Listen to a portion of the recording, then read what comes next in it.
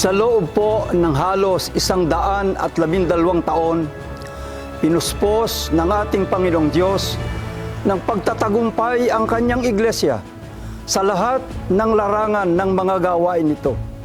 Ito ay bunga po ng pagtupad niya sa kanyang pangako, sa kanyang sugo sa mga huling araw at sa kanyang gawain.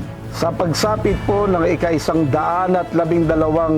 anibersaryo ng Iglesia ni Cristo, kami po na mga ministro at mga manggagawa, kasama po ng aming buong sambahayan, lahat ng mga may tungkulin sa Iglesia at lahat ng mga kapatid sa distrito po ng Aurora, ay buong puso at buong kagalakang kaming bumabati sa ating tagapamahalang pangkalahatan, ang kapatid na Eduardo B. Manalo, at sa pangalawang tagapamahalang pangkalahatan, ang kapatid na Angelo Eranio Manalo, at sa lahat ng mga kapatid sa buong mundo.